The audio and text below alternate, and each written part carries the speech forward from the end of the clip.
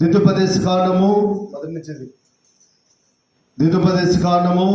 5వ అధ్యాయం 10వ వచనములో దేవుని యొక్క వాక్యము ఈ విధంగా పరిశుద్ధాత్మ దేవుడు మనతో మాట్లాడుతూ ఉన్నాడు. నన్ను ప్రేమించి నా ఆజ్ఞలు కైకొని వారి విషయంలో 1000 తరముల వరకు నేను కరుణించువాడని అన్నాడు. ఎన్ని తరాలమ్మా? ఎన్ని తరాల వరకు కరుణిస్తాడంట దేవుడు? మనం బ్రతికేది ఎన్ని తరాలు? ఒక్క తరమే. మరి దేవుడేంటి 1000 తరాల వరకు కరుణిస్తా అంటాడైనా? ఎలా కరుణిస్తాడు 1000 తరాలు? దేవుని ప్రేమిస్తారంట ఈ తరములో. మరి ఆ తరములో నోవాహు నిందారహితుడిగా ఉండి దేవుణ్ణి ప్రేమించాడు, దేవుని ఆజ్ఞలను గైకొన్నాడు, దేవుని చిత్తానుసారంగా నడిచాడు, నీతిమంతునిగా బ్రతికాడు. ఆమేన్. కాబట్టి మరి అతడు చనిపోయిన కానీ ప్రభు దగ్గర ఆ 1000 ఏళ్ళ పరిపాలనలో ఆయన ఉన్నట్లుగానే నువ్వు నేను మనమందరం కూడా ఆ 1000 ఏళ్ళ పరిపాలనలో ఉంటామంట. ఆమె చెప్పండి. ఏమి చేస్తే ఉంటామంట? దేవునితో నడిస్తే, దేవుణ్ణి ప్రేమిస్తే, ఆయన ఆజ్ఞల ప్రకారం నడుస్తే. దేవుని ప్రేమించుచున్నానని చెప్పి తన సహోదరుని ద్వేషించారనుకోండి, వాడు అబద్ధికుడు, శాపగ్రస్తుడు అంట. అర్థమవుతుంది? ఎవరిని మనము శపించకూడదు, ఎవరితో మనం అసమాధానముగా ఉండకూడదు, అందరిని ప్రేమించాలి. యేసుక్రీస్తు అందరిని ప్రేమించాడా, ద్వేషించాడా? అందరిని ప్రేమించాడా, కొందరిని ప్రేమించాడా? ఎలాంటి ప్రేమతో ప్రేమించాడు ఆయన? శాశ్వతమైన ప్రేమతో నేను మిమ్మల్ని ప్రేమిస్తున్నాను, విడువక మీ ఎడల కృప చూపుతున్నాను. ఆమేన్. ఆయన విడిచిపెట్టే దేవుడు కాదు, ఆయన మర్చిపోయే దేవుడు కాదు. ఆయన నిన్ను నన్ను మనలందరినీ ప్రేమించే దేవుడు. ఆమేన్. కరుణించే దేవుడు. మొట్టమొదటి పాయింట్ ఏంటంటే కరుణిస్తాను అన్నాడు ఆయన. ఆమేన్. కరుణించబడతావు. ఎన్ని తరాల వరకు? 1000 తరాల వరకు. బా, ఇంత గొప్ప భవిష్యత్తులు, ఇంత గొప్ప జీవితాన్ని ఎవరైనా ఇస్తారమ్మా? ఎవరైనా ఇస్తారా? రే, పెళ్ళి అంటే 100 ఏళ్ళ పంటరా? కొన్ని అబద్ధాలు ఆడైనా పెళ్లి చేయాలని అంటారు. సరే, అబద్ధాలు ఆడే పెళ్లి చేస్తావు, బాగానే ఉంది. కానీ ఆ రహస్యం తెలిసిన తర్వాత ఆ బిడ్డ భవిష్యత్తు అంతే కదా. అవును కదా. జీవితం అంతా కరుణించబడతామనేది కాకుండా కరుణ లేకుండా బ్రతికేస్తుంది, కన్నీటి పాలవుతుంది. నా ప్రేమైనటువంటి దేవుని బిడ్డలారా, గమనించండి. దేవుని వాక్యం సరే, దేవుణ్ణి ప్రేమిస్తే నువ్వు ఆశీర్వదించబడతావు. ఆమె నాకంటే ఎక్కువగా తల్లినైనను, తండ్రినైనను, అన్నదమ్ములనైనను, అక్క చెల్లెలైనను ఎక్కువగా ప్రేమించేవాడు నాకు పాత్రుడు కాదంటున్నాడు ఆయన. ఎవరికంటే? దేవుని కంటే నీ తల్లిని కానీ, నీ సహోదరులు కానీ, నీ అన్నదమ్ములు కానీ, అక్క చెల్లెలు కానీ ఎక్కువగా ఏం చేయవద్దంట? నీ భార్యని కానీ, కుమారులను కానీ, కుమార్తెలు కానీ ఎక్కువగా ప్రేమించకూడదు. దేవుని కంటే ఎక్కువగా దేనిని నువ్వు ఎక్కువగా ప్రేమించినా అది దేవుడు నీకు కాకుండా చేస్తాడు. నా జీవితంలో, నా అనుభవంలో నేను యథార్థంగా చెప్తున్నాను, ఎన్నో అనుభవాలు. నేను ఏదైతే ఆశిస్తానో అది నేను పొందుకోలేకపోతున్నాను. ఎందుకంటే దేవుని కంటే ఎక్కువగా దేనిని ఆశించినా అది మనకు దేవుడు దూరం చేస్తాడు. ఎందుకు దూరం చేస్తాడు చెప్పండి? నన్ను ఎక్కడ మర్చిపోతాడో నా కుమారుడు, నా కుమార్తె నన్ను ఎక్కడ మర్చిపోతాడో, ఎక్కువ దాన్ని ప్రేమించి దాని వశమైపోతాడేమో, వాటి వశమైపోతాడేమో అని దేవుని యొక్క బాధ. అంతేగాని నిన్ను అదేలాగా ఏదో చేయాలి, చంపేయాలి, నిన్ను బాధ పెట్టాలి, ఇబ్బంది పాలు చేయాలని దేవుని దృష్టి కాదండి. ఎంత ప్రేమమయుడైన ఆమె నిన్ను నన్ను ప్రేమించి ప్రాణమే పెట్టినటువంటి దేవుడు. ఎవరైనా ఉన్నారమ్మా అలాంటి దేవుడు? హల్లెలూయా. దేవునికి స్తోత్రం కలుగును గాక. 1000 సంవత్సరాల వరకు, మరి నువ్వు 1000 తరాల వరకు కరుణించబడతావు దేవునితో నడిస్తే. ఆమె నీతో నేను నడవాలని, నీతో కలిసి ఉండాలని. అడిగినావు, వీళ్ళకి మాట ఇచ్చినావు, ఇస్తానండి. డబ్బు తెచ్చినావా? కామగొట్టు. ఆశయ చిన్న ఆశయ ఓ యేసయ్య నీవే తీర్చాలయ్యా. కొట్టు. ఆశయ చిన్న ఆశయ ఓ యేసయ్యా నీవే తీర్చాలయ్యా, నీతో నేను నడవాలని, నీతో కలిసి ఉండాలని, నీతో నేను నడవాలని, నీతో కలిసి. ఎంతమందికి ఆశ ఉంది చెప్పండి?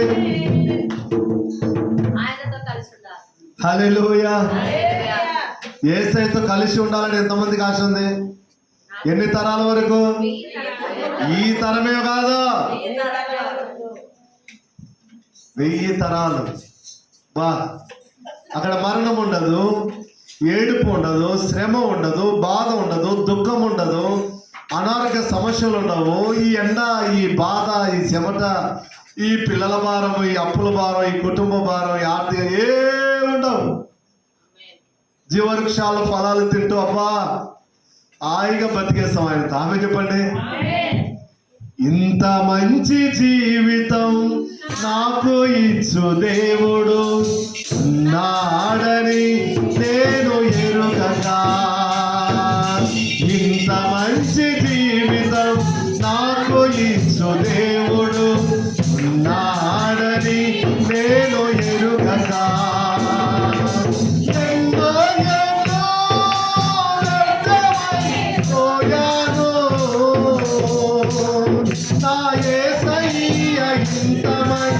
దేవుడని ఎరుగక ఎన్నో ఎన్నో వ్యర్థమైపోయాను, నా యేసయ్య ఇంత మంచి దేవుడని ఎరుగక, ఇంత మంచి జీవితం నాకు ఇచ్చు దేవుడు నాడని నేను ఎరుగక. హల్లెలూయా. ఎంత మంచి జీవితం అమ్మా. హల్లెలూయా. నిజంగా ఆయనను ప్రేమిస్తే నీకు మంచి జీవితం ప్రసాదించును గాక, మంచి భవిష్యత్తు కలిగిందో గాక, మంచి భార్యను కలిగిందో గాక, మంచి పిల్లలు కలిగిందో గాక, మంచి ఇల్లును కలిగిందో గాక, మంచి సంపదను కలిగిందో గాక. హల్లెలూయా. ఇలాంటి దేవుడు ఎవరైనా ఉన్నారమ్మా? ఇచ్చే దేవుడు. ఆమేన్. హల్లెలూయా. ఇలాంటి అఘోరమైనటువంటి ఎండలు కూడా ఏసీలో కూర్చొని ఇంటికి రావడం జరిగింది. ఆమె చెప్పండి. ఈ జీవితాన్ని ఎవరు ఇచ్చినారు? దేవుడే. దేవునికి స్తోత్రం కలుగును గాక. హల్లెలూయా. ఇప్పుడు ఏసీలో వచ్చాయి, ఇప్పుడు టీసీలో ఉన్నాం. అన్ని అలవాటు నేర్చుకోవాలి. ఆమె. హల్లెలూయా. దేవుడు జీవితాన్ని ఇచ్చాడని చెప్పేసి ఏసీలో ఉండి బతికితే ఏమనుందా? కొంచెం ఏసీ రిపేర్ వచ్చిందంటే అయిపోయా, మళ్ళీ డీసీ అయిపోతుంది. రిపేర్ లేకుండా మనం బతకాలంటే యేసయ్యను ప్రేమించాలి మొట్టమొదటిగా. ఆమె చెప్పండి. అప్పుడు నీ జీవితానికి రిపేర్ రాదు, నీ జీవితానికి చెడ్డ పేరు రాదు. లేకపోతే నీ జీవితం అంతా రిపేర్లే. షెడ్డుకు పోతూనే ఉండాలి. షెడ్ అంటే ఏది? హాస్పిటల్ పాలవుతూనే ఉండాలి, వేల రూపాయలు పోతూనే ఉండాలి. ఎంత పోసినా రిపేర్ కానీ ఏదో ఒక ప్రాబ్లం, ఏదో ఒక సమస్య, ఏదో ఒక ఇబ్బంది, ఏదో ఒక నలుగుడు, ఏదో ఒకటి జరుగుతూనే ఉంటుంది. యేసయ్యను ప్రేమించు, మంచి జీవితాన్ని యేసయ్య నీకు అనుగ్రహించును గాక. ఇదే ద్వితీయోపదేశ కాండం 5వ అధ్యాయం 16వ వచనం చదువుదాం.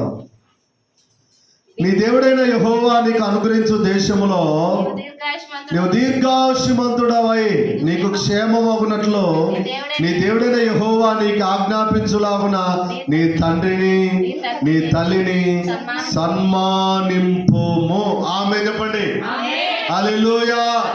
హల్లెలూయా. ఒక చోటనేమో తండ్రి నేరును నాకంటే ఎక్కువ ప్రేమిస్తే నువ్వు నాకు పాత్రుడు కాడన్నాడు. ఇక్కడేమో నువ్వు దీర్ఘాయుష్మంతునట్లు నీ తల్లిని సన్మానించు అన్నాడు. అర్థం ఏంటి? కొంతమంది తల్లులు ఉంటారు, రక్షణ పొంది ఉంటారు, దేవునికి దూరం అయి ఉంటారు, దేవుని ఎరగరు. ఇహలోక సంబంధమైనటువంటి శరీర సంబంధమైనటువంటి, లేకపోతే ఈ ప్రకృతిని, ఈ విగ్రహారాధనను, లేకపోతే ఈ పశువులను, ఈ పుట్టలను, ఈ రాళ్ళను, రప్పలను పూజిస్తూ ఉంటారు. వారి మాట ఇంటే మీరు నాశనం అయిపోతారా అని అర్థం. హల్లెలూయా. వారి మాట ఇంటే మీరు చెడిపోతారు రా అని అర్థం.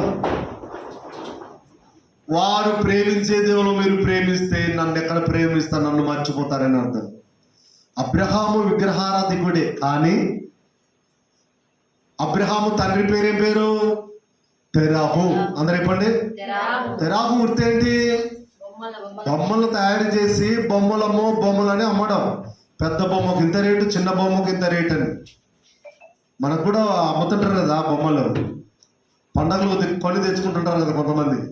అవును కదమ్మా. తెచ్చుకొని ఆకులు పెట్టుకొని అంతా ఎట్ట తీసుకొస్తారు. తర్వాత మూలకేసి పెడతారు. తర్వాత దానికి ఒక స్టేజ్ కట్టి, దానికి ఒక అరువు కట్టి, దాన్ని నిలబెట్టి అప్పుడు దానికి సోగు చేసి అప్పుడు దేవుడిగా ఆరాధిస్తారు వాళ్ళు. తర్వాత నీటిలో మునగకపోతే కాలేసి తొక్కుతారు కూడా. అవును కదా. దేవుడిని ఎవరైనా తొక్కుతారమ్మా? వాళ్ళు తొక్కుతుంటారు. అప్పుడు ఇంకింత జ్ఞానం అన్న లేదా వాళ్ళకి? వాళ్ళు శరీర సంబంధులు, వారు ప్రకృతి సంబంధులు, వారు దేవుణ్ణి సరిగా ఎరగనటువంటి వారు, ప్రేమించినటువంటి వారు. కాబట్టి వాళ్ళు ప్రకృతి పైన, కంటికి కనపడే వాటి మీద ఎక్కువ నమ్మకం. శరీర సంబంధులు వాళ్ళు. మనం ఎవరు చెప్పండి? ఆత్మ సంబంధులు. ఆమేన్. హల్లెలూయా. ఆత్మ సంబంధులు ఆత్మ సంబంధమైన వాటి మీదనే మనసు పెట్టాలి. శరీర సంబంధులు శరీర సంబంధమైన వాటి మీదనే మనసు పెడతారు. మనసులను ఆరాధించే వాళ్ళు ఉన్నారు, మీకు తెలుసా? ఏమా? మనసులను ఆరాధించే వాళ్ళు ఉన్నారు, మనసులో మొక్కే వాళ్ళు ఉన్నారు. స్వామి నువ్వు లేకపోతే మేము లేవు స్వామి అనే వాళ్ళు ఉన్నారు. ఎందుకంటే వాళ్ళు శరీర సంబంధాలు కాబట్టి శరీర సంబంధమైన వాటి మీదనే మనసు ఉంటుంది, కానీ ఆత్మ సంబంధమైన వాటి మీద ఎందుకు మనసు ఉండదు? మీరే చెప్పాలి. ఇప్పుడు ఇహలోక సంబంధమైన దేవత వారి మనోనేత్రాలకు గుడ్డితనంలో సత్యాన్ని ఎక్కడ కనుక్కుంటారండి? ఏమా? సత్యం ఎక్కడ కనుక్కుంటారు చెప్పండి? ఆల్రెడీ వాడు కళ్ళు మూసేశాడు. కళ్ళు మూసుకునే వాడికి ఇంకా ఎక్కడ తిరిగితే ఏముంది, ఎక్కడ పనుకుంటే ఏముంది, ఎక్కడ తింటే ఉంది, ఎక్కడ నిద్రపోతే ఏముంది? అవును కదా. అంధకారములో ఉన్నాడు, అపాయములో ఉన్నాడు. అర్థమవుతుందండి? నా ప్రియమైనటువంటి దేవుని బిడ్డలారా, జాగ్రత్త. మనము సేవించుచున్న దేవుడు సూర్య చంద్ర నక్షత్రం, ఆకాశం, భూమిని సమస్తాన్ని కలుగు చేసినటువంటి దేవుని మనం ఆరాధిస్తున్నాం. ఆమేన్. సృష్టికర్త అయిన ఆమేన్.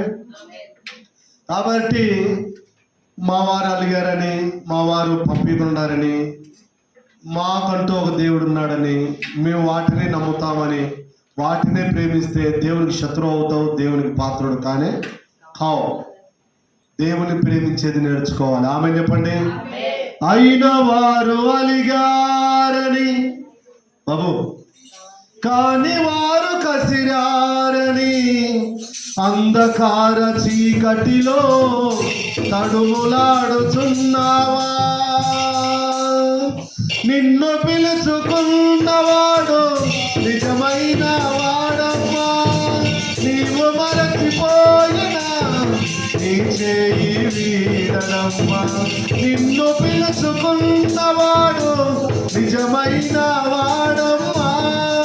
నీవు మరచిపోయినా నీ చేయి వీడనమ్మా.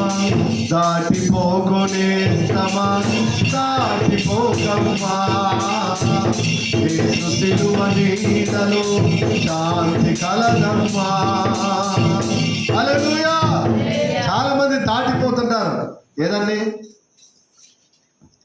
మేము కూడా మా చిన్నతనంలో మాకు జ్వరాలు పులకరాలు వచ్చే మా అమ్మ దాటించేది. ఏం దాటించేది? 3 కాలాల కాడ బొమ్మ తయారు చేసి పిండితో అక్కడ కోడిగుడ్లు నిమ్మకాయ పెట్టి 3 సార్లు దాటురా అనేది.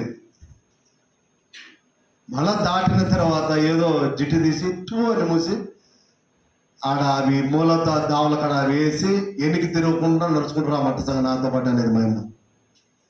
అప్పుడు అలాంటి ఆచారాలు ఉంటుంది. తెలియని, అవగాహన లేని, దేవుని ఎరగని పరిస్థితి, అంధకారంలో ఉండే మా జీవితాలు వెలుగులోనికి తీసుకొచ్చాడు. ఆమె చెప్పండి. అవును కదమ్మా. మూలల కాడ పోయి దేవుని బిడ్డలారా అవి ఏదో జిట్టు కలిగినట్టుంది వీనికి, పీడ జ్వరం అంట, వంతు జ్వరం అంట, ఆ జ్వరం అంట, ఇది ఒకళ్ళకి పోతే ఒకళ్ళకి అలాంటి జీవితాలు దాటిపోయే వాళ్ళు. మనం ఆరాధించుచున్న దేవుడు మనం దాటిపోయే దేవుడు కాదు. ఆమె చెప్పండి, దావీదు కుమారుడా నన్ను దాటిపోవద్దని కేకగానే నిలిచి నడిచి వచ్చిన దేవుడు. కోట చప్పట్లో దేవునామానికి మహిమ కలుగును గాక. నా వలన నీకేం కావాలంటే నాకు చూపు కావాలి ప్రభు అంటే చూడని హస్తం పెట్టగానే కళ్ళ మీద వెంటనే కళ్ళు తెరవబడ్డాయి. ఆమె ఇంకొకరు గుడ్డి కళ్ళు తెరవడానికి చిన్న పరీక్ష పెట్టాడు. అని ఎంగిలి మోసి దాన్ని బురద చేసి కళ్ళకు మోసి ఆ సముద్రంలో వాగులో కడుకొచ్చుకోపో అన్నాడు. పోయి కడుకొచ్చుకొని ఇలా తెరవగానే ఆకాశం కనపడుతుంది. కోట చప్పట్లో హల్లెలూయా. అయ్యా నేను చూడగలుగుతాను. ఓకే, కృతజ్ఞతడు వైపు బతుకు. ఆమె ఇహలోక సంబంధమైన దేవత మనోనేతలను మూసేస్తుంటే మన దేవుడు తెరిచేస్తున్నాడండి. ఆమె ఇహలోక సంబంధమైన దేవత పాపములో పడగొడుతుంటే మన దేవుడు లేపుతున్నాడు. ఎన్నిసార్లు పడిపోతావు చెప్పు లోకంలో, అబద్ధాలలో. దేవుడు మరలా నిన్ను ప్రేమించి లేపుతున్నాడు. ఆమె ఆయన కరుణ సంపన్నుడు. ఆమె రెండవదిగా దీర్ఘాయువును పొందుకుంటావు. ఆయనను ప్రేమిస్తే, యేసయ్యతో నడుస్తే ఏం పొందుకుంటావు? రెండోదిగా దీర్ఘాయువును పొందుకుంటావు. దీర్ఘాయువునిచ్చేది ఎవరమ్మా? దేవుడే. దేవుడికి స్తోత్రం కలుగును గాక. హల్లెలూయా. హిజ్కియా యెషయా ప్రవక్త వెళ్ళి చెప్పాడు, ఏమని? హిజ్కియా నువ్వు బతకవు, నువ్వు చచ్చిపోతావు, నీ ఇల్లు చక్కబెట్టుకో అంటే ఎవరికన్నా కోపం వచ్చారు కదా. వడిరా నువ్వు, నేను రాజును, నాకే చెప్తావా? నా ఇంటికాడికి వచ్చి దుర్వార్త చెప్తావా? దుర్మార్గుడా అని కొట్టి సంపాల్సింది. ప్రవక్త మాట విన్నాడు. ఆమె చెప్పండి హల్లెలూయా. వడతట్టు తమ ముఖం తిప్పుకొని పశ్చాత్తాపడి సమస్తం నీ దృష్టికి ప్రభు ఎలా జరిగించుతున్న కృపతో జ్ఞాపకం చేసుకొని అన్నాడు. ఆయన కన్నీళ్లు కార్చాడు. వెంటనే ఇదిగో హిజ్కియా నువ్వు కన్నీళ్లు కార్చుట నేను చూచాను, నీ ప్రార్థన నేను అంగీకరించాను, ఇంకా 15 సంవత్సరాలు దీర్ఘాయుషు నీకు పంచుతున్నాను. హల్లెలూయా. దీర్ఘాయుషుని దేవుడు నీకు ఇచ్చును గాక. ఎప్పుడో చచ్చిపోయేదాన్ని, ఎప్పుడో చచ్చిపోయేవాడు దేవుడు ఇంకా నువ్వు బ్రతికి ఉన్నావు అంటే. కరోనా టైంలో అందరికి ఫామ్ అయింది, ఏం చేసుకోలేకపోయింది కరోనా. ఎందుకు? కరుణ గల తండ్రి మనకుండగా కరోనా ఏం చేస్తుందండి? ఏ తెగులు నీ గుడారంలో సమీపించకుండా, ఏ ఆపద ఏ కీడు నీకు సంభవించకుండా నా దేవుడు కాపాడుతూ వస్తూ ఉన్నాడు. ఆమేన్. హల్లెలూయా. నీకు క్షేమాన్ని ఇస్తున్నాడు. నువ్వు ఉన్నటువంటి దేశంలో నువ్వు దీర్ఘాయుష్మంతుడు ఉన్నట్లు దేవుడు నిన్ను ఆజ్ఞాపిస్తున్నాడు. దేవుడికి స్తోత్రం కలుగునుగా. తల్లిదండ్రులు సన్మానించండి, సంహరించవద్దు, వాళ్ళని ప్రేమించండి. నువ్వు ప్రేమించబడతావు. ఈరోజు నువ్వు ప్రేమించకపోతే నీ పిల్లలు నిన్ను ప్రేమించాలి. అర్థమవుతుందండి? ఒక కోడలుగా ఉంటున్నటువంటి నీవు నీ అత్తను నువ్వు ఇప్పుడు ప్రేమించకపోతే నువ్వు కూడా అత్తమవుతావు. నీ కొడుకు కూడా పెళ్ళి అవుతారు, నీకు కూడా కోడలు వస్తావు. అప్పుడు ఉంటుంది నీకు పులుసు. ఇప్పుడు ఆమెకు ఒక వంత నువ్వు చూపిస్తే అప్పుడు నీకు డబల్ ఉంటుంది పులుసు. అర్థమైందా? కూర్చొనేదు, నిన్ను పడకలేదు, నిన్ను ఏడిపిస్తూనే ఉంటుంది నీ కోడలు వచ్చినప్పటి నుంచి. జాగ్రత్త కోడలారా. కొడుకుగా జీవిస్తున్నటువంటి నీవు నీ తండ్రిని సన్మానించాలి. సన్మానించకపోతే నీ కొడుకులు కూడా ఉన్నారు, నిన్ను చంపేస్తారు, నీకు నరకం ఏంటో చూపిస్తారు భూమి మీదనే. నేర్చుకోండి. దేవునికి స్తోత్రం కలుగును గాక. హల్లెలూయా. 33వ వచనం చదువు తమ్ముడా. కాబట్టి మీరు కుడికే గాని ఎడమకే గాని తిరగక మీ దేవుడైన యెహోవా ఆజ్ఞాపించినట్లు చేయుటకు జాగ్రత్త పడవలెను. నువ్వు స్వాధీనపరచుకొనబోవు దేశంలో మీరు జీవించుచు మేలు కలిగి దీర్ఘాయుష్మంతులగునట్లు మీ దేవుడైన యెహోవా మీకు ఆజ్ఞాపించిన మార్గములన్నిటిలో నడుచు కొనవలెను. హల్లెలూయా. దేవుడికి స్తోత్రం కలుగును గాక. దేవుడు మూడవదిగా నా ప్రేమైనటువంటి దేవుని బిడ్డలారా మేలు పొందుతావు అని చెప్తున్నాడు. ఆమె చెప్పండి. దేవుణ్ణి ప్రేమిస్తే ఏం పొందుకుంటా ఉంటున్నావు? దేవుడిని నడిస్తే నీకు ఏం కలుగుతాదని దేవుడు చెప్తున్నాడు, ఆజ్ఞాపిస్తున్నాడు, మాట్లాడుతున్నాడు. అంటే నీకు మేలు కలుగుతుంది. ఆమె ఎంతమందికి మేలు కావాలి చెప్పండి? ఎంతమందికి? Wow, super. నాకు కావాలి మేలు. ఊరికి మేలు కావాలంటే వస్తుంది. ఓకే, ఏం చేస్తే వస్తుంది? ఆజ్ఞలను పాటించాలి. ఆమె చెప్పండి. మార్గములో నడవాలి. నీకు మేలు కలుగును గాక, కీడు తొలగిపోను గాక, ఆపదలు తొలగిపోను గాక, బలహీనతలు లయమైపోను గాక, బంగారు జీవితాన్ని దేవుడు నీకు ఇచ్చును గాక. హల్లెలూయా. మేలు చేయక నీవు ఉండలేవయ్యా, ఆరాధించక నేను ఉండలేనయ్యా. యేసయ్యా, యేసయ్యా, యేసయ్యా, యేసయ్యా, యేసయ్యా, యేసయ్యా, యేసయ్యా, యేసయ్యా. మేలు చేయక నీవు ఉండలేవయ్యా, నిన్ను ఆరాధించక నేను ఉండలేనని. హల్లెలూయా. ఆయన మేలు చేస్తుంటే మనం ఆరాధిస్తుంటే ఎంత ఆనందము. ఆమె చెప్పండి, ఎంత సంతోషము. హల్లెలూయా, హల్లెలూయా. నా ప్రియమైనటువంటి దేవుని బిడ్డలారా, దేవుని వాక్యము సెలవిస్తా ఉంది, దేవుడు మనల్ని ఆశీర్వదించును గాక. 29వ వచనాన్ని ఒకసారి చదువుదాం. వారికి వారి సంతానమునకును నిత్యము క్షేమము కలుగునట్లు వారు నా యందు భయభక్తులు కలిగి నా ఆజ్ఞలన్నిటిని అనుసరించు మనసు వారి కుండిన మేలు. దేవునికి స్తోత్రం కలుగునుగా. నీ పిల్లలకు కూడా మేలు కలుగుతుందంట. ఆమె చెప్పండి. ఎవరికమ్మా? నీకే కాదు, నీ పిల్లలకు కూడా మేలు జరుగును గాక. నీ పిల్లల మనంతరం దీవించబడుతురు గాక. ఎన్ని తరాల వరకు? 1000 తరాలు. మర్చిపోవద్దు, 1000 తరాలని. ఆమె ఒక్క తరమే మనం బతికేది, కానీ 1000 తరాలు దేవుడు నీ పిల్లల తరతరాలు తినిన తరగని ధననిధిని దేవుడు కురిపించును గాక. ఆమె ఎక్కడి నుంచి కురిపిస్తాడైనా?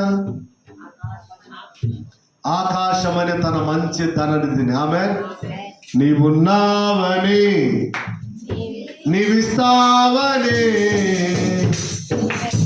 నీ వైపే చూస్తున్నా. యేసయ్యా,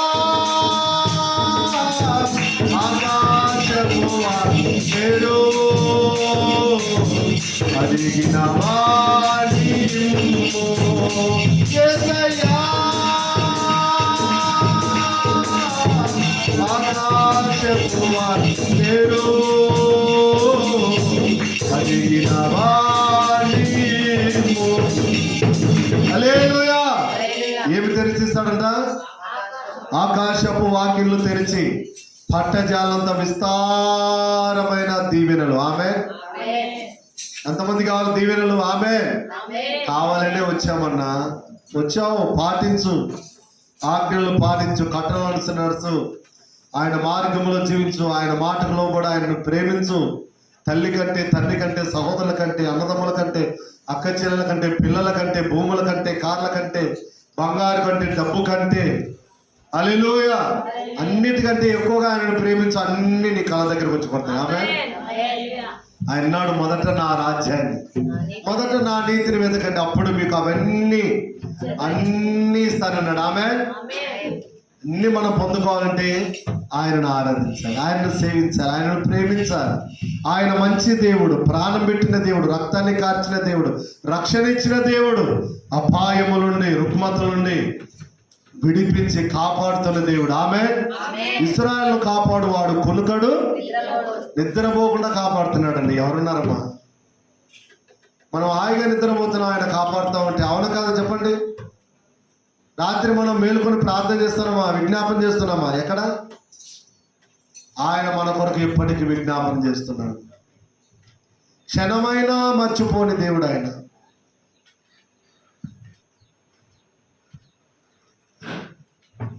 క్షణమైన ఆయన మనల్ని మర్చిపోతే మన జీవితాలు ఏమైపోతాయి కదా. ఎంతోమంది ప్రయాణం చేస్తే అయ్యో ఇంతమంది చనిపోయినారు, కారులో టాటర్ ఎక్కి చనిపోయినారు, బస్సు తగిలి చనిపోయినారు, బైక్ యాక్సిడెంట్ అయి చనిపోయినారు. రోజు ఎన్ని దుర్వార్తలు మనం వింటున్నాం. వాటన్నిటి నుంచి దేవుడు మనల్ని కాపాడుతూ మన జీవితంలో మేలు చేస్తూ ఆయన మనల్ని నడిపిస్తూ ఉన్నాడంటే ఆయన విజ్ఞాపన చేస్తూ ఉన్నాడు. ఆయన దూతలను కావిలుగా పెట్టాడు. మనకు కాళ్ళకు రాయి తగలకుండా దూతలను ఎస్కార్ట్గా పెట్టాడమ్మా. రాజకీయ నాయకులకు లేదు భద్రత, దేవుడు మనకు భద్రత కల్పించాడు. నమ్మిన వారు చప్పట్లు కొట్టి దేవుని నామాన్ని మహిమపడతారు. దేవుని నామానికి మహిమ కలుగును గాక. గొప్ప గొప్ప వారికి భద్రత లేదు. ఇంటి చుట్టూ కరెంటు పెట్టుకుంటారు, గాజులు కాంపౌండ్ చుట్టూ గాజులు చెక్కి పెడతారు, ఎవరు రాకూడదని.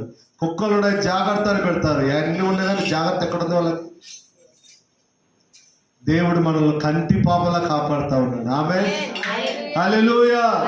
మిమ్మును ముట్టినవాడు నా కంటి పాపను, మిమ్మును ముట్టినవాడు నా కంటి పాప. ఎలా అంట? మిమ్మల్ని ముట్టవాడు ఎవరిని ముట్టినట్టమ్మా? అట్లా ఏమన్నా మనం పత్తి భరిస్తామా? చెప్పండి అమ్మా. చిన్న దోమ పట్టి అబ్బా అని ఊపించుకుంటాం, నీళ్ళు వేసుకుంటాం, గెలుకుతాము, రుద్దుతాం, కన్నంతా ఎర్రగా వాసిపోయేటట్టు కదా. కంటి పాపలా కాపాడే దేవుడు పుణ్యకక్క. ఆమె ఎవరైనా ఉన్నారా ఇలాంటి దేవుడు? మనకు దొరికినందుకు మనం ధన్యులం. ఆమె హల్లెలూయా. మరి దేవుడిని ప్రేమిస్తున్నావా? దేవునితో నడుస్తున్నావా? ఆయన మార్గములో జీవిస్తున్నావా? నీకు దీవెనలు కావాలంటే దేవునితో నడిస్తే దీవెనలు కలుగుతాయి. ఆమె సైతానుతో నడిస్తే శాపాలు కలుగుతాయి, నష్టాలు కలుగుతాయి, అనారోగ్య సమస్యలు కలుగుతాయి, అప్పులు కలుగుతాయి, వ్యాధులు, రుగ్మతలు, తెగుళ్ళు కలుగుతాయి, బాధ, వేదన, దుఃఖం, చింత, నిరాశ, నిస్పృహలకు వెళ్ళిపోతారు. ఎందుకు వచ్చిన తిప్పలమ్మా అవన్నీ? మనకు మంచి దేవుడు మనకుండాలి. ఆమె మంచి దేవుడు మనకుండగా దిగులేలవో సోదరి, గొప్ప దేవుడు మనకుండగా భయమేలవో సోదరా. మంచి దేవుడు. ఆమె చెప్పండి. మంచి దేవుడు, మంచి దేవుడు. ఆమె హల్లెలూయా, హల్లెలూయా, హల్లెలూయా. 5వ అధ్యాయం 33వ వచనంలో ఏమనుంది? 5వ అధ్యాయం 33వ వచనం దాకా చదివినారు కదా.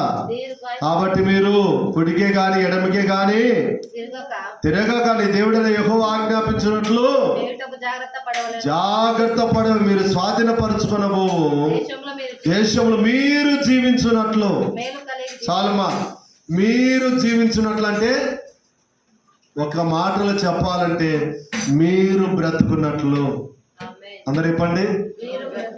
మీ దేశంలో, మీ కాలనీలో మీరు బ్రతుకున్నట్లు. ఎంతో మంది ఆడబతుకుతున్నారమ్మా. మన కాలనీలో ఎంతమంది చచ్చిపోయినారు? యవ్వనస్తులు చచ్చిపోయినారు. వృద్ధాపంలో ఉన్న వాళ్ళు చచ్చిపోతే ఒక లెక్క, దీర్ఘాయుషం పొందుకొని వారు బ్రతికిన దినములన్నీ పాపం కుమారులు కుమార్తెలు పెళ్ళేసి బాధ్యతలన్నీ తీసుకొని పాపం మంచాన్ని బట్టి చనిపోయినారంటే దానికి ఒక సుఖం ఉంది, దానికి ఒక అర్థం ఉంది. ఏమా, పెళ్ళయి చిన్న పిల్లలు ఉండగానే చనిపోతే భార్య పిల్లలు ఏం కావాలమ్మా చెప్పండి? అవును కదా. భయముతో భయాందోళనతో బతకాల భార్య. అన్నతో మాట్లాడినా ఇబ్బంది, చిన్నాయనతో మాట్లాడినా ఇబ్బంది. అవును కదా. ఎవడేమనుకుంటాడు? ఉక్కిరి బిక్కితో భయముతో బతకాల్సిన బతుకులు. పిల్లలు, తండ్రి లేని జీవితాలు. పిల్లలు ఎలా ఉంటారు చెప్పండి? చెట్టుకొకరు పుట్టకొక్కరై అనాథులై అరిచే రోజు శ్రమను తప్పించే నాదుడు లేడు. అదే ఆ రోజు యేసయ్యా ఉగ్రత రోజు, ఏడేళ్ల శ్రమల రోజు, పాపులంతా యేసే రోజు. అదే ఆ రోజు పిల్లజాడ పిల్లికి లేక, పిల్లిజాడ పిల్లకు రాక. హల్లెలూయా. తల్లి జాడ పిల్లకు లేని పరిచయం. పిల్ల జాడ కొంతమంది బ్రతికిన పిల్లలు పుట్టిన సుఖం లేనటువంటి పరిస్థితి తల్లిదండ్రులు. వీడు నా కడుపులో చెడబుట్టాడు, వీడు పుట్టకపోయినా బాగున్నాడు తల్లి దూషిస్తుంటది కుమారుడు. పిల్లలు ఇది నా కడుపులో పుట్టినప్పుడు తెలిసింటి కన్నా వడ్ల గింజలు చంపేదాన్ని తిని అని చెప్పేసి తల్లి దూషిస్తుంటది. ఎందుకు? వాళ్ళు తిరిగే తిరుగుళ్ళు, వాళ్ళు తాగే తాగుడు, వాళ్ళు చేసే పాపం, ఆ యొక్క నింద, ఆ యొక్క బాధ తట్టుకోలేక పిల్లలు దూషించే వాళ్ళు లేరమ్మా.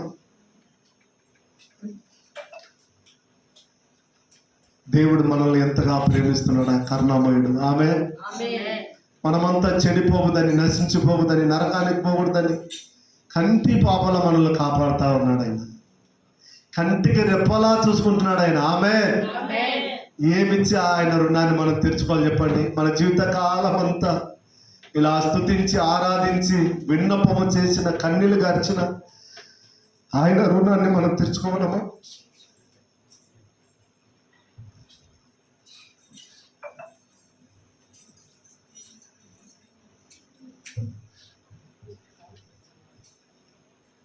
ఆపత్కాలంలో నమ్ముకున్న దగ్గర గొప్ప సహాయకుడు ఆయన. ఆమేన్.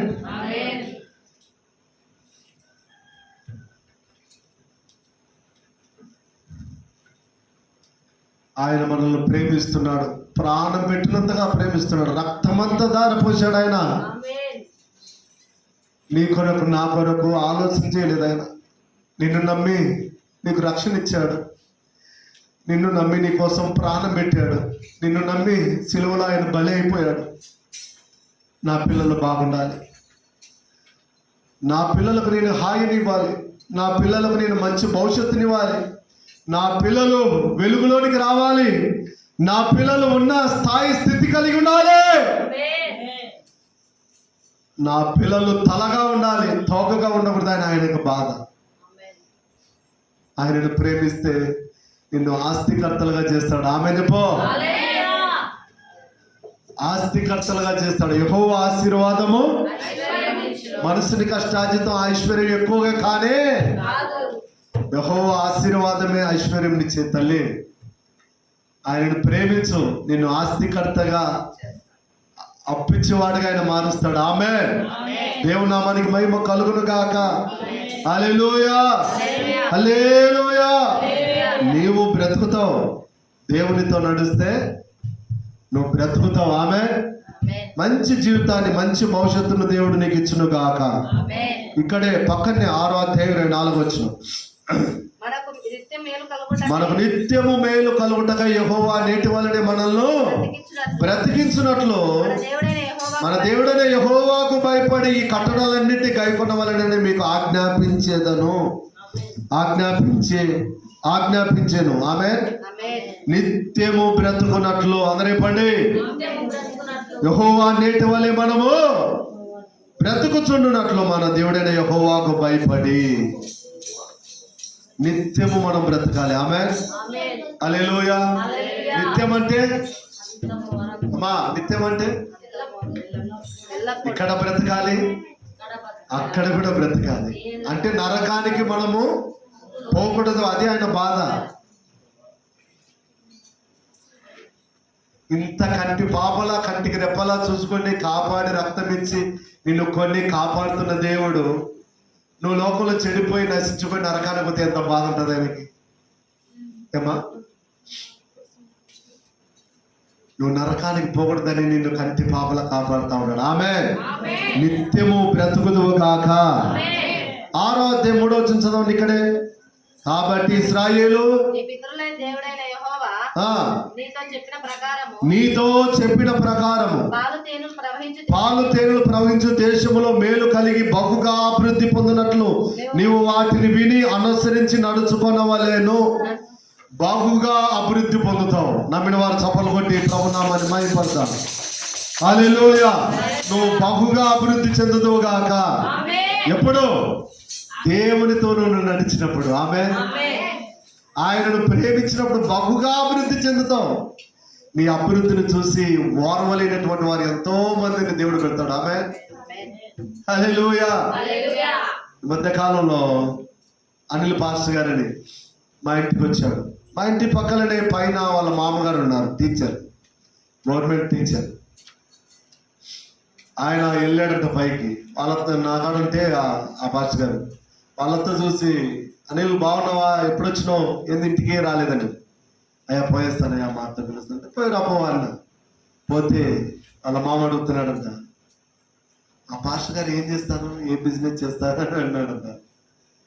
ఏదంట అడుగుతున్నావు మామ, ఆయన సంపూర్ణ సేవకుడు, దేవుడే ఆయనకు ఆధారము, దేవుని నమ్మి సేవ చేస్తున్నారు వాళ్ళు రాత్రి అనక పగలనక అన్నాడు. అదేంటి మూడు కార్లు ఉన్నాయంటే ఆయనకి, 3 కార్లు ఉన్నాయంటే ఆయనకి అని అంటున్నాడు. హల్లెలూయా. ఈ బహుగా అభివృద్ధి చెందడం దేవుని ఆశీర్వాదం. ఆమె చెప్పండి. డబ్బులుండి మనకు రావడం లేదండి అవన్నీ, దేవుని ఆశీర్వాదం ఉంటే అలా వచ్చి పడతాయి. ఆమె చెప్పండి. హల్లెలూయా. డబ్బులుండి సరైనటువంటి కూడు తినలేకుండారండి కొంతమంది.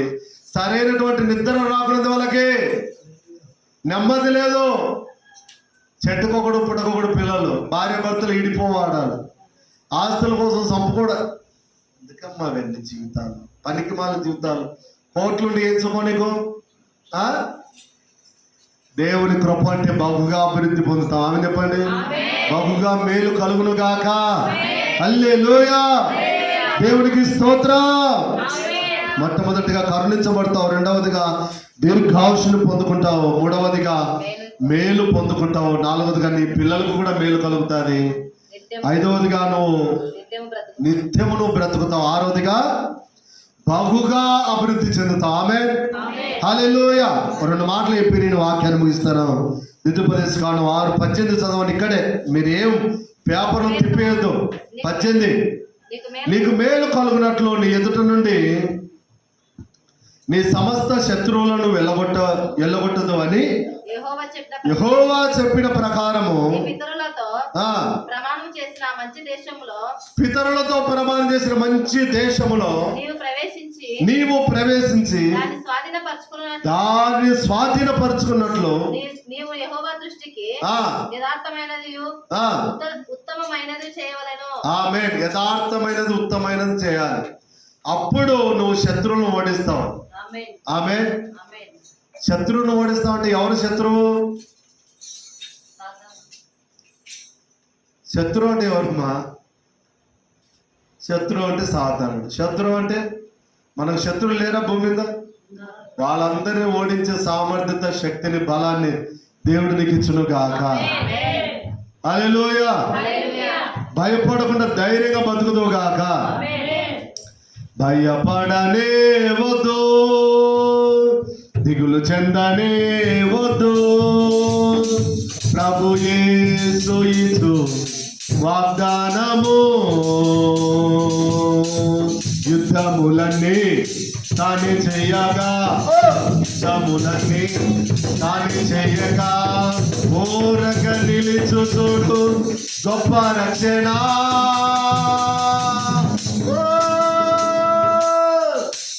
ఊరక నిలిచి చూడాలి ఆయన చేసే కార్యాలు. ఆమేన్. ఆయన చేసే అద్భుత కార్యాలు ఊరక అట్లా నిలిచి చూడాలి.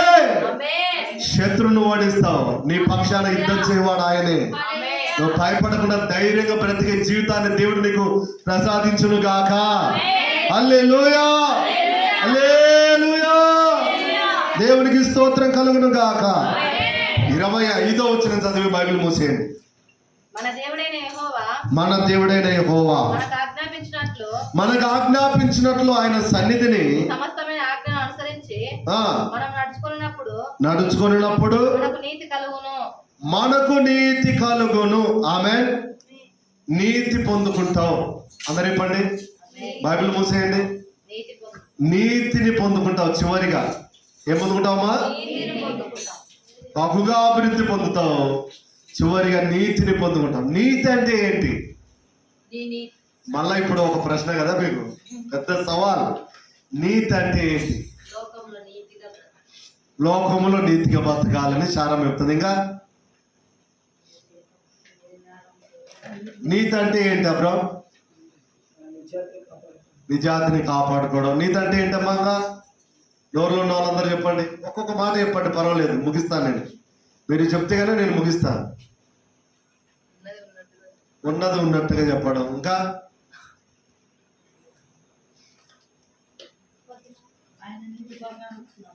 ఆయన నీతి ప్రకారం నడుచుకోవాలి స్వార్థం. ఇంకా మా చెప్పండి అమ్మా, ఒక్కొక్కరు ఒక మాట చెప్పండి, తప్పే ఉంది. నీతి అంటే ఏంటి? యథార్థంగా జీవించడం. ఇంకా ఆయన భయభక్తుల్లో జీవించడం. ఇంకా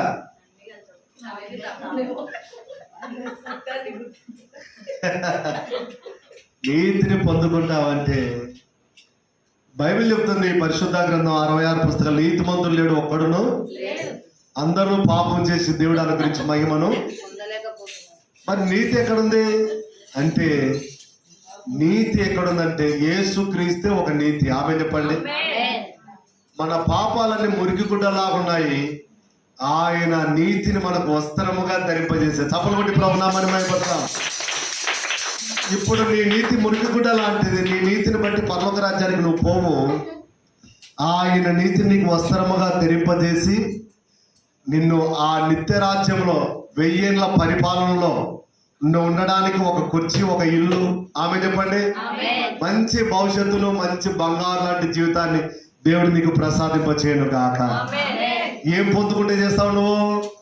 నీతిని పొందుకుంటే. ఆమె చివరిగా ఏం పొందుకోవాలి నువ్వు?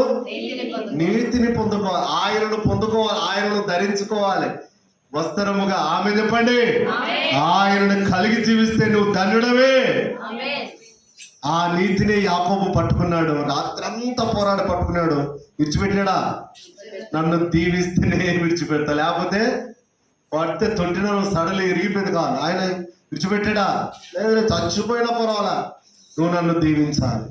మోసగాడు మోసగాడు మోసగాడు అని నన్ను బాధ పెడుతున్నారు అందరూ.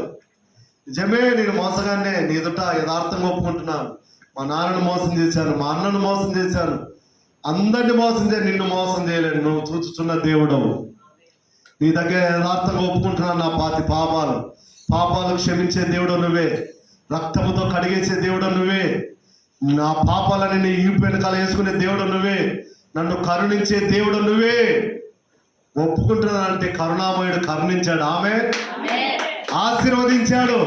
నీ పేరు ఏం పేరంటే యాకోబు. అంటే రే, నీ పేరు యాకోబు కాదు, నీ పేరు ఇశ్రాయేలు. హల్లెలూయా! ఇశ్రాయేలు అంటే రాజకుమారుడు. అంత గొప్ప భవిష్యత్తును దేవుడు యాకోబు గారికి గొప్ప బిరుదుని దేవుడిచ్చాడు. ఆమె అలాంటి కృప, అలాంటి బిరుదు, అలాంటి పేరు, అలాంటి ఖ్యాతి, అలాంటి కృప దేవుడు నీకు మెండుగా కురిపించును గాక. దేవుడు కొద్ది మాటలు దీవించును గాక, ఆశీర్వదించును గాక, అభివృద్ధి చెందించును గాక. కళ్ళు మూసుకోండి, చిన్న ప్రార్థన చేద్దాం. జాషువా చిన్న ప్రార్థన చేస్తాడు.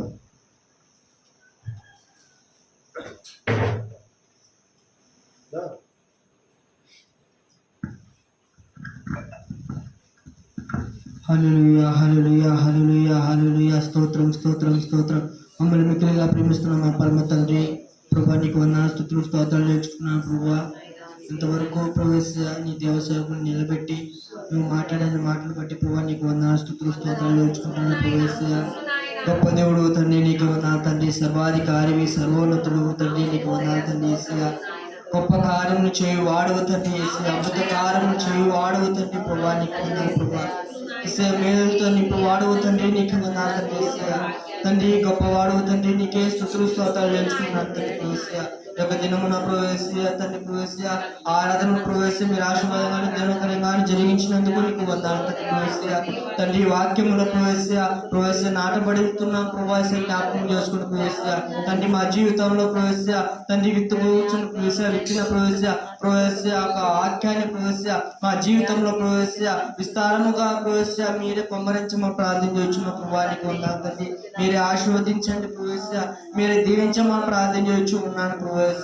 ఒక సమయం ప్రవేశ సంఘంలో ప్రవేశ బిడ్డని జ్ఞాపకం చేసుకుని ప్రవేశ ప్రతి ఒక్కరిని మీరు పేరు పేరున మీరు దీవించి ఆశీర్వదించమని ప్రార్థించవచ్చు ప్రభావ. నీ మేలుతో నింపమని ప్రార్థించవచ్చు ప్రభావ. ప్రతి ఒక్క అవసరతని మీరు తీర్చమని ప్రార్థించవచ్చు ప్రభావ. వారికి ఏ శ్రమలో నుండి ఉన్నారో ప్రవేశ ఏ ఇబ్బందుల్లో ఉన్నారో ప్రవేశ ఏ ఎరుకుల్లో ఉన్నారో ప్రవేశ వాటిని అన్నిటి నుండి ప్రవేశ తొలగించి విడిపించి ప్రవేశ నీ యొక్క పూర్ణ హృదయముతో ప్రవేశ నీ యొక్క సంతోషము గానముతో ప్రవేశ వారు సంతోషంగా నీ మందిరానికి రావడానికి కృప చూపించమని ప్రార్థించున్నాను ప్రభావ. గొప్ప దేవుడు తండ్రి నీకు వందనాలు ఏసయ్యా. గొప్ప కార్యము చేయి వాడవు తండ్రి నీకు వందనాలు ప్రవేశ. ఒక సమయం ప్రవేశ తండ్రి పనులలో ప్రవేశ మీరు మాకు తోడైన మనం ప్రార్థించిన ప్రభావ. సిమెంట్ నగర్లో ప్రవేశ జరుగుతున్న ఆరాధన కూడా ప్రభావ మీరు ఆశీర్వాదంగా జరిగించమని ప్రార్థించున్నాం ప్రవేశ. మీరే ప్రవేశ మాకు తోడైండి ఆ ప్రార్థన మీరు ఆలకించి మీరు జవాబును దయచేయమని ప్రార్థించవచ్చు. యేసు పరిశుద్ధ నామమున అడిగి పెడుతున్నాం మా పరమ తండ్రి. చిన్న పాట పాడుతుండగా తాను సమర్పించుకున్నాం.